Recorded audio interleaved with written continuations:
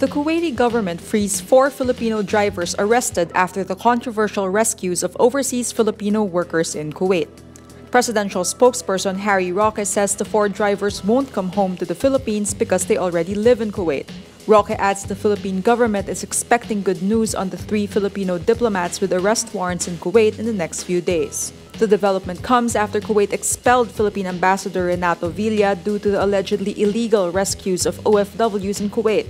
The Kuwaiti government also protested a video of these OFW rescues, which came from the Philippine Foreign Department itself. Roque also says the Philippines hopes to sign a memorandum of agreement with Kuwait for the better treatment of OFWs there by May 11. On top of this, Kuwait agreed to create a special unit within the police that the Philippine Embassy can liaison with regarding complaints of Filipino workers. This special unit will be available for 24 hours with a special 24-hour number that Filipino workers can call for assistance.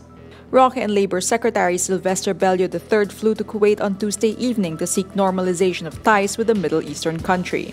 At least 150 undocumented Filipinos will be joining the Philippine officials in returning to the Philippines.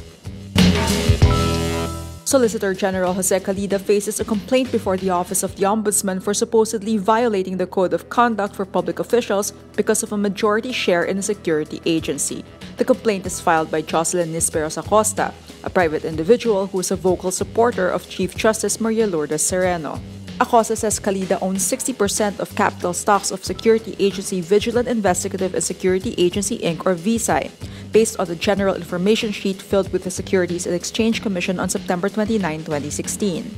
She adds VISAI has contracts with government including the National Economic Development Authority, the National Anti-Poverty Commission, the Philippine Amusement and Gaming Corporation, and the National Parks Development Corporation. Acosta says Calida's wife Milagros signed a 2016 contract with NAPC as the company's chairperson and president. She says this is a conflict of interest on Calida's part.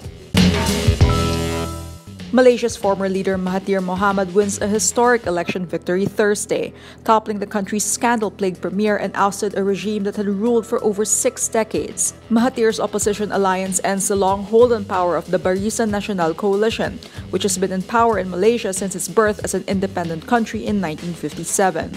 The victory caps a dramatic political comeback for Mahathir, who previously ruled the country with an iron fist for 22 years. He came out of retirement to take on Prime Minister Najib Razak after the leader became embroiled in a massive corruption scandal.